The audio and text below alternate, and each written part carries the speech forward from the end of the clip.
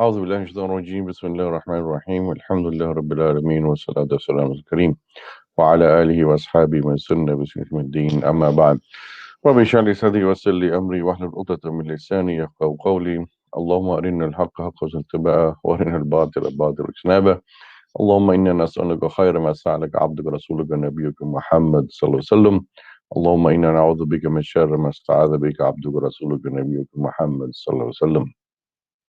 Assalamu alaikum wa rahmatullahi wa barakatuh, my dear brothers and sisters in Islam, and welcome. Walaikum assalam wa rahmatullahi wa barakatuh. Welcome to Walaikum assalam wa rahmatullahi wa barakatuh. Welcome to our program in terms of the special the world tries to celebrate today. And our topic today is about Valentine's Day. What is the Islamic perspective on this day?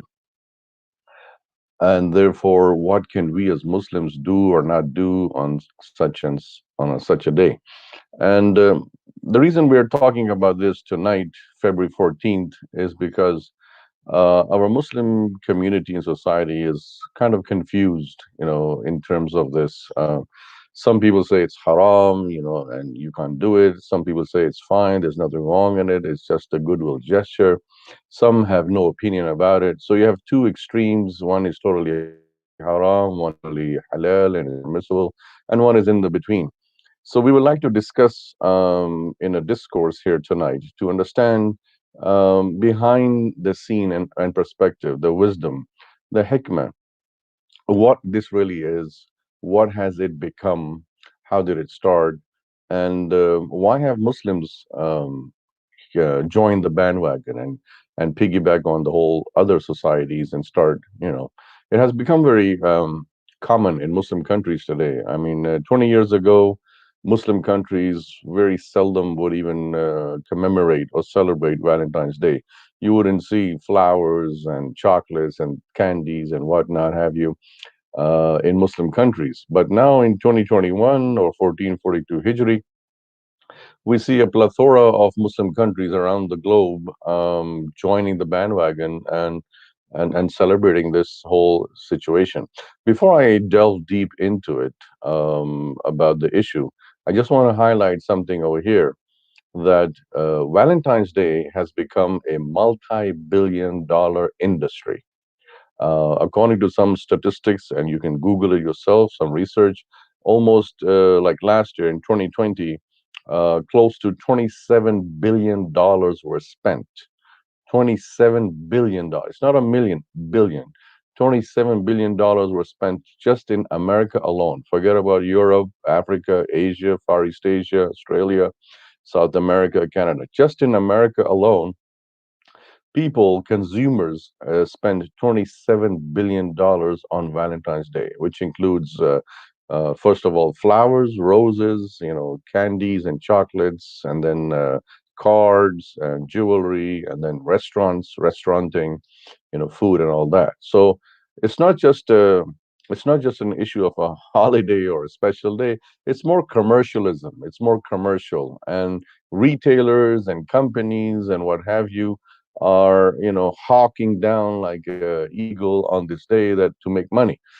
You are the consumer. You are the one who's spending money. You're dishing out and shelling out dollars and dollars on things, and that's what companies love, and that's why they promote it.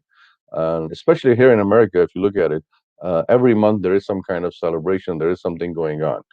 Starting from January, going on to then February, you have Valentine's Day, and then March, you have the St. Patrick's Day, some celebration with that, and then you have April with the Easter and all of that going on with the bunnies, and then you have May for Mother's Day, then June Father's Day, July another celebration, 4th of July, then August back to school, and then September, whatnot. So every month there is something going on because consumerism is a very heavy thing. Now, the issue of Valentine, where does the word come from? History has it, as many historians have said, and you can Google it yourself, that Valentine was a saint in the Christian church, and that's why it's known as Saint Valentine. And Valentine himself, was a saint. So just to give you an idea, saints are, people who are eulogized, who are looked up to, revered. It's a priest, higher respect and honor, dignity. You start off as a pastor, and then a priest, and you become a saint, and people revere you and cherish you and eulogize you. So there are many reports in historical data. Legend has it that one of them, it says that Saint Valentine, was a priest that would marry couples, and the Emperor Claudius in Roman Empire, the Emperor Claudius, he wanted soldiers who are strong, and he said married men are weak because they have wives, they have women to think about, so they kind of cowardice or weak and scared. So, I want single men. So therefore, he banned marriages. Emperor Claudius in Roman Empire, he banned marriages. But Valentine, or Saint Valentine, the priest Valentine, he would secretly marry couples, defying the order of the emperor. So this is one aspect of the legend in terms of that. And then, therefore, when Claudius found this out, the emperor, he imprisoned him. He asked his soldiers, grab this priest, Valentine, and then put them in the jail. And he was in the jail, and then another legend of history has it that in the jail, Valentine fell in love with the jailer's daughter, and he would be in love with her, and right. And then when that news got to it, then February 14th was the day assigned to punish Valentine and hang him. So he wrote a letter to the jailer's daughter, and on the bottom he said, "From your Valentine." That is how where the notion comes today in terms of intimacy and love between opposite gender. They ask each other, "Can you be my Valentine? Can you be my Valentine?" Means, can you be my partner, my girlfriend, my boyfriend? And now with the changing scenario, Valentine has transformed into Galentine. If you are gay or lesbian, then you are Valentine for each other. So no longer is Valentine only meaningful for opposite genders, but even the same genders, they will be celebrating that. Besides that, then the other thing is that he was then punished, and so therefore later on, history has it that the Pope Gladius, the second, I believe, or the first, the Pope, he in around 246, around 246 AD, this happened of the punishment of Valentine. Then somewhere around 460 AD, the Pope Gladius said, "Let us, in the Roman Church." He said, "Let us commemorate, or on the 14th of February, Valentine's Day, a day of love, a day of rejoicing, because Saint Valentine defied the government's orders, defied the emperor's order, and he was very bold. And this is a day of celebration, a day of commemoration." So because the Roman Church, or the Christians, they wanted to Christianize a pagan holiday. The pagans, and pagan, are people like Jahiliyyah, people who have no religion or faith as per se, but rather they are, simplistically, you can say a pagan is someone who worships their desires and lusts and what have you. So there was a paganistic celebration in that time that was called as the I forget the name, but let me get it. It was there we go, Caper Cuperlia, or something like that. And that pagan celebration was Lupercus, or Lupercalia. And that pagan celebration was a day of fertility. So they would sacrifice a goat and sacrifice a dog. Dog would be sacrificed for purification. Goat would be sacrificed for fertility. This was a paganistic ritual back in the days. And therefore, the goat's hide, the skin, would then be rubbed onto the women of that folk, of that society, for fertility, so that women can give children, give birth to children. So the pagans used to celebrate this Lupercalia, the day of that, which was on the 14th February. And they did this to have fertility in the crops, in the agriculture, the day of agriculture. They had the god of agriculture, god of love, and you could say that's where the Cupid comes in, that naked kind of, man or dwarf, you can say, with naked and just has a heart in front and has an arrow. I'm giving all these information for our youth, for our children, our youngsters, who blindly follow other people and not realizing what is behind the scenes and behind the thing. So therefore, this paganistic ritual would have sacrificing a goat for fertility and a dog for purification, and then they would have the hides going around, the streets and touching or swerving onto the woman. Whichever woman is touched by the hide of the goat, the sacrificial animal, supposedly she'll become fertile and she'll give birth to a lot of children in the following year. Likewise, they would put the hide on the crops, on the trees, so that the crops and agriculture would grow the following year. So this was a day of celebration, commemoration, a paganistic ritual on the 14th of February. And so the Roman Church, the Catholic Church, when it found this out, they say, and when they expanded and came to this area of paganism, ritualistic, they say, instead of doing this pagan rituals, let's choose the day of 14th February, because that's the day when Saint Valentine was, hanged or punished, and he was, murdered for defying the order of marrying couples. So let us commemorate day of Valentine on the 14th February as a day of love, a day of intimacy, a day of showing your love to others. So there are two things behind in this. One is the ritualistic, paganistic kind of celebration, and the other is the Christian dogma of love and defiance of authority and order by a religious person, by the church, and that got mixed together, and then somehow it dwindled down over the years, centuries. Then in the 17th century and the 18th century, people began to relive this day. So for many years, in historical background, for many years, 14th February was not that special. It was, forgotten. It was gone behind the limelight. But then suddenly in the 17th, 18th century, it came back up again. And now it was more ritualistic. It was like, let's celebrate love on the 14th of February. So the religious dogma and the indoctrination was not as per se behind celebration now in the modern era, which is the last 400-500 years, last 4 or 5 centuries, 17, 18, 19, 20th century. People celebrating not for religious purpose as much, but more so commercialism and more for just for fun and love. Now, the concept of love in the Western culture, it includes, spouses, and it also includes boyfriend, girlfriend. So Islamically, we have a problem over there. Islamically, between husband and wife, showing love, intimacy is fine. But Islamically, there is no such thing as boyfriend and girlfriend. So buying flowers and buying chocolates for your girlfriend, technically speaking, that is defying the qanun, the law of Allah subhanahu wa ta'ala. And so therefore you are going against the law of Allah. You're going against the rule of Allah. Now, what about husband and wives buying flowers and chocolate for your spouse? A lot of times people say that, what's wrong with that, Sheikh? Come on, what's wrong with that, brother? I'm just trying to make my wife happy. I'm just trying to have a nice time with her and show my love to her. Good, a very good argument. And there's nothing wrong perfectly on that. But there's an answer from the hadith of Rasulullah, where he said very clearly to us about imitation or tashabbah, following something or copying someone or mimicking someone.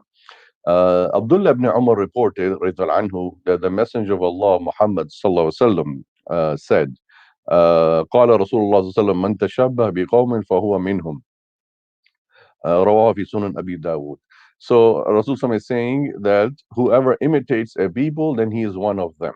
Whoever imitates a people, man tashabbaha biqawmin. Qawm here means a nation, a society. So if you are celebrating, quote unquote, celebrating Valentine's Day, you are copying a qawm, a society that does do that. Did the Sahaba do it? No. Did the Rasul do it with his wives? No. Did the Tabi'een do it with their wives or with the society? No. The Tabi'een. Do we see the Islamic historical timeline ever doing it? Even in the Muslim countries, 20, 30, 50 years ago, this was an unknown thing. People in the Muslim society would say, Valentine? What? What's Valentine? Right here in America, also, American Muslim society here too, when Muslims started immigrating here in the 50s and 60s and 70s, Valentine's Day was there too, but Muslims were naive and ignorant about it, and they were not too much into it. up until even to the 90s. But after the 90s and the 2000, 2010, we see that it has enveloped the Muslim society because we have become acclimatized, or you can say Americanized with it. Now, here's the issue. Remember the hadith of Rasulullah, "Man tashabbaha biqawmin fahuwa minhum." What does it mean? It's a very stern warning from Rasulullah sallallahu alaihi wasallam. Rasulullah is saying, whoever copies or mimics or imitates another qawm, their style, their culture, their rituals, their celebrations, their commemorations, fahuwa minhum, then he is with them or he's amongst them. Meaning Rasulullah is disowning that person, that Muslim or Muslimah, he or she is being schooled by Rasulullah and being disowned that you are not from my ummah. Now, here's the question to those progressives and liberals who say, what's wrong in having chocolates? What's wrong in having flowers and intimacy to your wife? The answer to that is, what's wrong with that is, my dear brother and sister in Islam, is do you want to risk your love of Rasulullah? Do you want to risk your meeting, liqa ma Rasulullah? Imagine on the day of judgment, Rasulullah disowns you and says, since you were copying other qawm, since you were mimicking other people, since you did not have your identity, your religious identity, your shakhsiyah, your Islamic shakhsiyah, shakhsiyatul Islamiyah, your Islamic identity, your Islamic personality, since you did not uphold that, then I, as your Prophet of Allah, am no longer your Prophet. I don't own you. Being disowned by Rasulullah and risking that, this is the biggest disaster for a Muslim and Muslim. We are human beings who are living for the next life. We are living for the akhirah. We're living for the day forward. We look forward to the day of judgment. Imagine on the day of judgment, we get disowned by our own beloved Prophet Muhammad for something so petty, so trivial as celebrating Valentine. You really want to risk it, brothers and sisters? Think about it. Now, of course, the counter argument, people say, oh, but my niyyah is clean, my niyyah is very, very pure. Remember, I'm not copying the Christians, I'm not copying Saint Valentine, I'm not doing that paganistic, ritualistic thing, Lupercalia that was there. I'm just a Muslim, my niyyah is clear. And remember, look what Rasulullah said, إِنَّمَا الْأَعْمَالُ بِالنِّيَّاتِ. Verily, the actions are done by intentions, and they're judged by intentions. So my intention is very clear, I don't want to do that. Fine, very good. And you quoted a hadith in the argument. By that same very hadith, we are evaluated for all the actions, right? So if your niyyah is clean and your niyyah is pure, you don't want to mean anything. This is in the context of a husband and wife. We're not getting to the girlfriend, boyfriend yet. So for a husband and wife, if the niyyah is clean and clear, that's fine. But then why this one day? Why on that specific day? And the answer for that also comes from the hadith of Rasulullah. In another hadith, Rasulullah said, that which is narrated by Anas ibn Malik, and here's the hadith. And Anas ibn Malik قال قدم رسول الله صلى الله عليه وسلم المدينة ولهم يومان يلعبون فيهما فقال ما هذان اليومان قالوا كنا نلعب فيهما في الجاهلية فقال رسول الله صلى الله عليه وسلم إن الله قد أبدلكم بهما خيرا منهما يوم الأضحى ويوم الفطر رواه في سنن أبي داود. Translation. Anas ibn Malik anhu reported that the Messenger of Allah, peace be and blessings of Allah be upon him, arrived in Medina. This is after Hijrah, he came to Medina, Yathrib, and arrived in Medina during the 2 days in which they were celebrating. The Medinans, the Yathribites, the people of Yathrib, they were celebrating 2 days, something special, some ritualistic, celebration, culturalistic thing. So Rasulullah arrived and he asked, and so the Prophet asked, what are these 2 days? Ma hadhan al-yawman? What are these 2 days you're celebrating?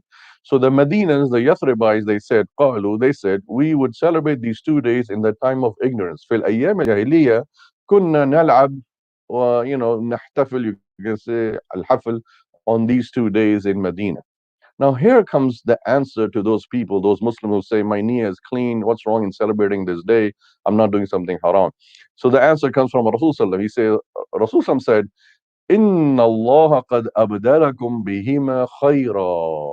إِنَّ اللَّهَ أَبْدَلَكُمْ بِهِمَا خَيْرًا مِنْهُمَا يَوْمَ الْأَضْحَى وَيَوْمَ الْفِطْرِ. Rasulullah is saying that Allah has replaced these 2 days that you celebrate in Jahiliyyahs. Remember, we're talking about days. The whole issue behind celebration is as ikhtassa yawman. Ikhtassa means specialty, one special day. Aligning or allocating a specific day. So the Yathribis, the Medinas, you had two special days that they would celebrate and commemorate something in the Jahiliyyah. So now Rasulullah is telling them after the Hijrah, he comes to Medina and he tells them that from the Sunnah of Rasulullah and from the Quran and Hadith, he's telling them that Inna Allah qad abdalakum khayra. Verily Allah has replaced these 2 days that you celebrate in Jahiliyyah with something better than that. And those two better days, Rasulullah said, is Eidul Adha and Eidul Fitr. What is the meaning of this hadith? First thing that we deduce, the first inference we take out of this is choosing a specific day in Islam is only allowed for Eidul Fitr, Eidul Adha. Other than that, there is no other special day that Rasulullah allowed anyone to choose and dedicate. You can't dedicate, this is Mother's Day, I'm just going to show my love to mother on that day. This is Father's Day, I'm going to show my love for my father on that specific day. This is Siblings Day, I'm going to show my love for my blood brother and sisters on that Siblings Day. This is this day, this is that day, this is that day. Meaning, khususiyya, the specialty of a day was not allowed by Rasulullah. From this hadith, very clearly. Otherwise, he would have said, yeah, you have 2 Eids and you have those 2 days, continue. Whatever you did in Jahiliyyah, continue. You have that special day, have that special day. There is no special day in Islam, according to this hadith, except for Eid al-Fitr, Eid al-Adha. You want to have anything for other things, it's every day. Every day is a Mother's Day. Every day is a Father's Day. Every day is a Siblings Day. Every day is a loving day for spouses. As a spouse, you want to show your love to your spouse, buy her flowers any day. Why only 14th of February? You want to buy chocolates, buy her or him chocolates on any day. Show your intimacy, show your love. Why you want to be copycat? Why you want to follow the others? Like Rasulullah said, Man tashabba qawmin fahuwa minhum. Whoever copies a group or people or nation, then he's from them. And this is a sign of ghalba, maghloob. Maghloob means someone who is subdued, someone who's overpowered, someone who is, enslaved. Colonialism enslaved the Muslims. When your master, when your authority overpowers you, overwhelms you, subdues you, you then become like them. You follow them, you copy them. نحن Muslim, we're Muslims, we're not slaves of any qawm, any society. We're not slaves of any authority except Allah. We are slaves of Allah. We don't copy the colonial masters. We don't copy and mimic the colonial masters, the British and the French and the German and the Dutch and the Italian. These were colonial powers that made maghloob. Whenever somebody is copying or following someone, they are indirectly saying, I am maghloob. Maghloob from ghalaba. Ghalaba, that you have been subdued, you have been overpowered. And which really means that you have surrendered and submitted to the master. Muslim means surrendering to Allah and only Allah. Muslim means submitting only to Allah. So we're not maghloob to anyone except to Allah. And that's why you see that dua about Yunus alayhi salam, when he was in the batn al-hut, when he was in the stomach in the belly of the fish, the whale, the dua he said, فَدَعَى رَبَّهُ أَنِّي مَغْلُوبٌ فَانْتَصِرْ فَدَعَى رَبَّهُ أَنِّي مَغْلُوبٌ فَانْتَصِرْ. So Yunus called upon his Lord, أَنِّي مَغْلُوبٌ, I have been subdued, overpowered by this fish, by this whale. أَنِّي مَغْلُوبٌ فَانْتَصِرْ, give me nusra, help me Allah, give me success, get me out of this fish. فَدَعَى رَبَّهُ أَنِّي مَغْلُوبٌ فَانْتَصِرْ. So if you are celebrating Mother's Day, Father's Day, Siblings Day, Valentine's Day, this day, St. Patrick's Day, any day you're celebrating, you are giving indirectly a sign that you are maghloob, you have been subdued, and you are not a trendsetter. A Muslim, I always say, especially youngsters, shabab, youth, boys and girls, if you're listening, I always say this: we have high hopes with you, with the younger generation. And I always say this, that Muslims are trend setters. What's a trendsetter? You start something and others follow that. Like in today's technology time, social media, what is that? Trendsetter, viral. You make a video, you make a picture, and you post it on Instagram, on Facebook, on Twitter. It becomes viral. Why? Everybody's sharing it. Everybody's copying you. This is what a Muslim is. A Muslim is a trendsetter. They start something, they begin something, they initiate something, they lead something, and others copy it, and others follow it. Muslims are not maghloob. Muslims are qa'id, leadership. There's a big philosophy behind celebrating these days, that are you a leader? Are you independent? Are you hur? Hurriya. Are you free? Are you free to celebrate what you want? Or are you going to be so boggled down that you're going to be impressed by other nations and tribes and societies? Oh, I want to copy them. I want to copy that. So today you're copying this society. Tomorrow you're copying that society. The other day you're copying that nation. That there is no end to it. How long and how far will you go on copying days? Be yourselves. Have your Muslim identity. Be proud of your Islam. And yes, there's nothing wrong on showing, love on any other day. You want to show love to your parents, show it any day, every day. You want to show love to your brothers and sisters, show it on any day, every day. You want to show love to your spouse, show it on any day, every day. Why only one specific day? And finally, I will conclude with this, the session, about the issue of halal and haram. I want to just say one thing here, brothers and sisters. Be very, very careful in how you use these terminologies, halal and haram. There are people, especially you have these pseudo muftis, these so-called people who read a few books here and there, a few articles, and then they start giving fatwa and they say, oh, it's halal. Valentine's Day halal. Oh, Valentine's Day is haram. Oh, it's makruh. Oh, it's haram. Oh, it's makruh. It's halal. Be very, very careful in using these terminologies, my dear brother and sister in Islam, because they have a lot of repercussions. If you say something is haram, you are saying basically that this person is a sinner. They're doing a sin and they'll be punished for their sin in akhirah. So think about that. Yes, if somebody is intending to celebrate Valentine's Day with the intention of copying Saint Valentine, the priest Valentine, then we can say, yes, it's haram. If someone is is celebrating Valentine's Day with the intention, niyyah, of copying the pagan ritualistic of Lupercalia, the day of festivity or fertility, then yes, we can say it's haram. But if someone is just celebrating the Valentine's Day for the sake of celebration, for the sake of just ritualistic thing, we can say it's makruh. And if someone has the intention that, oh, I'm not celebrating Valentine, I have nothing to do with Valentine, but I just want to, give and share things, with my wife or husband on that day, then that's a different ruling for that. And you can say probably it's just sufficient. It wouldn't be halal or mubah, but you can say that you are on the borderline. So just be careful what and where you do. The safe side is whatever you want to do on the day of Valentine, whatever you want to do on the 14th February, do it on the 13th, do it on the 15th, don't do it on the 14th.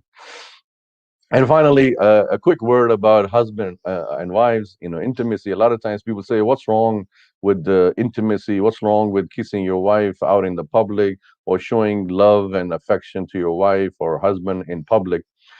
Remember one thing, brothers and sisters. Yes, that relationship is halal. A husband and wife relationship is halal. But Islam is a deen of haya. Islam is a religion of modesty, morality. Al-haya shu'batun min al-iman. Rasul said in a hadith that haya, modesty, morality, shyness, is a bashfulness, is a part of iman. The higher the iman you have, the more your haya will be. The lower your iman is, the less your haya will be. It is from the haya of Rasulullah sallam and haya of Islam that he did not kiss his wives in public. He did not hug his wives in public. He did not hold his wife's hand in public. Whatever you want to do with your wife or husband, do it in private, behind doors, behind in a room. Public intimacy is not encouraged in Islam because it's not part of haya. It's part of bihaya, the opposite of that. Now, if that is in terms of husband and wife, then what about girlfriends and boyfriends? Of course, we know that is totally haram. The only legal relationship in Islam, according to the Quran and Sunnah, only legal relationship between a man and a woman is of marriage. So if you're not married to that person, then you don't have a legal relationship. And that's why it will come under the circle of zina. Now, I know a lot of brothers and sisters will get offended. What do you mean? I'm not doing zina. She's just my girlfriend or he's just my boyfriend. We just go to the restaurant together. We just date. We eat together. We go to the movies together. We're not doing zina. True. You are thinking, when you say this, you're thinking of zina, the physical act, the actual physical interaction of the male and female. But there is zina of the eyes, there is zina of the tongue, there is zina of the ears, there is zina of many types that Rasul informed. And he said, the zina of the eyes is looking at something that is haram. Imagine you're looking at your girlfriend, boyfriend, eye to eye, and having intimacy. That is a zina. Imagine you're kissing your boyfriend or girlfriend. That is zina of your tongue. If you're hugging your boyfriend and girlfriend and closely hugging them, whether in private or public, whatever, or in a restaurant or in a hotel, a room or something, that is zina. So zina is not just the physical action itself between a man and a woman, but even the other things come under the fold of zina. And do you, brothers and sisters, do you really want to risk your life? You risk your akhirah. Imagine every zina is punishable. So even if you hug and kiss an individual without marrying them, that is zina and that is punishable by Allah subhanahu wa ta'ala on Yawm al-Qiyamah. Allah is going to hold us accountable that you looked and stared at that woman for days and hours and hours and days, and you had no legal relationship with that. And this thing builds infatuation, builds love and hub, which is haram. The only love, hub, and mawadda that is halal is what Allah mentioned in the Quran, Surah Rum, Surah 30, where Allah SWT says, وَمِنْ آيَاتِهِ أَنْ خَلَقَ لَكُم مِنْ أَنفُسِكُمْ أَزْوَاجًا لِتَسْكُنُوا إِلَيْهَا وَجَعَلَ بَيْنَكُم مَوَدَّةً وَرَحْمَةً. And from the signs of Allah subhanahu wa ta'ala is that He made from you your spouses so that you may find repose in them and find peace and tranquility in them. And Allah, made between you two, the spouses, husband and wife, love and affection and mercy. Allah is saying He creates the love between the husband and wife only, not between girlfriend, boyfriend. The love that you feel or see between girlfriend and boyfriend is from shaitan, not Rahman. Ar-Rahman, hasha lillah, hasha, astaghfirullah, hasha lillah, that Ar-Rahman, Allah will create love between an unrelated male and female. That is shaitan, and shaitan wants us to do that. And remember, shaitan, why does it want to do it? Because the end goal of shaitan is to make you a sinner. When an unrelated man and a woman have zina, have the actual physical interaction, that is a big sin. And that's what shaitan wants to do. But how can shaitan force you to do that? He will lead you step by step. He will do traps step by step. And that's what Valentine is doing. That is what this public affection of love and intimacy is doing to the society. That people are gradually getting sucked in to the quicksand of zina for that.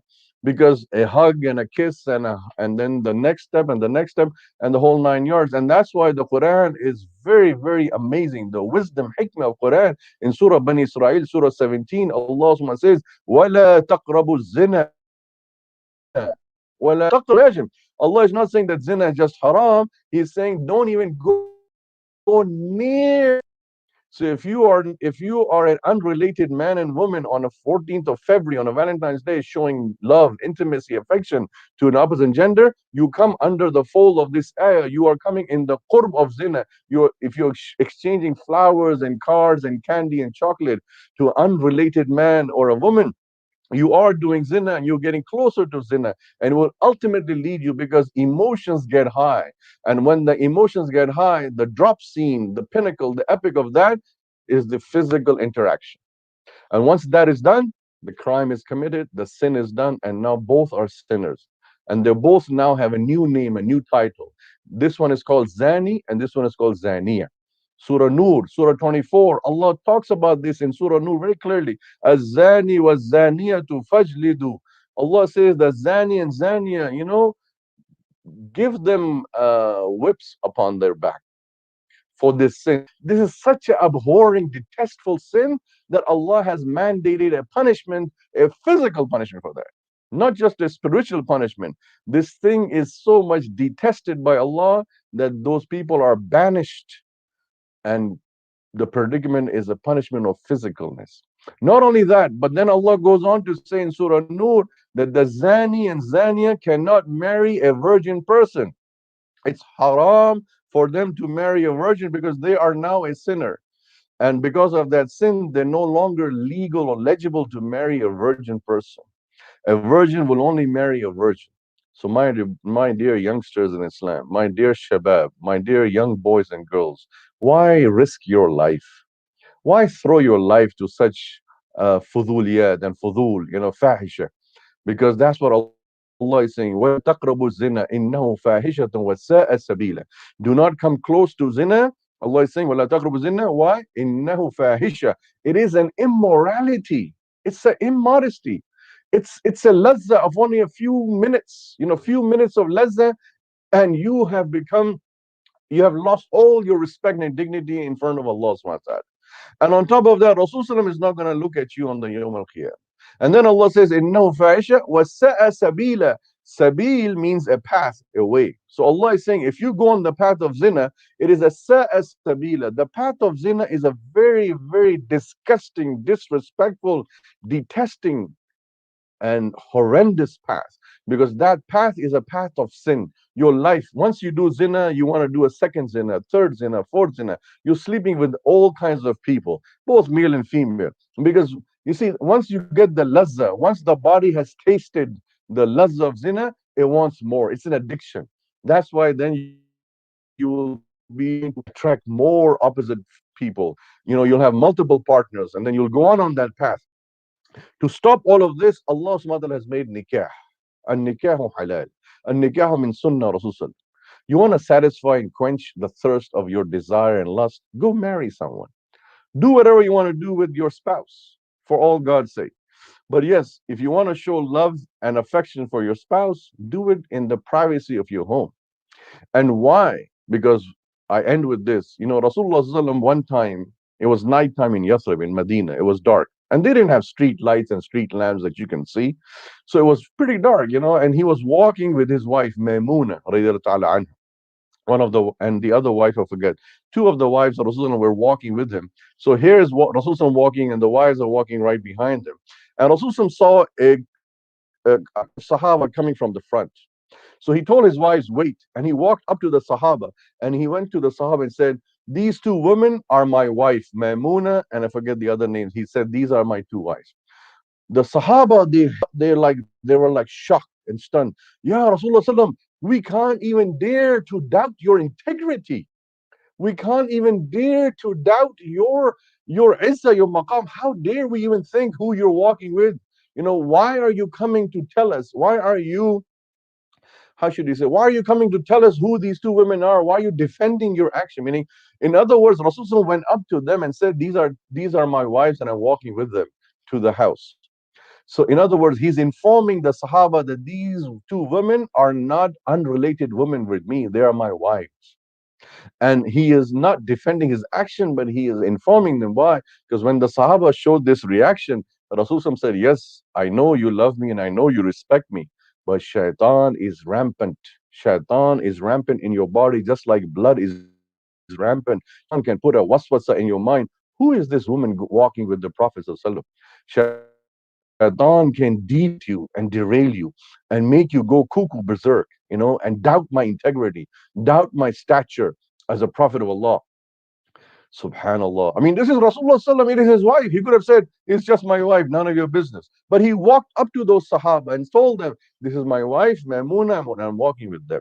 Why? So forget about talking about hugging and kissing your wife or holding your wife's hand in public. Here is a Prophet of Allah who's just walking with his wife, and he found it important, and the magnitude of the situation was that he found it very, very important to inform the people who is he walking with.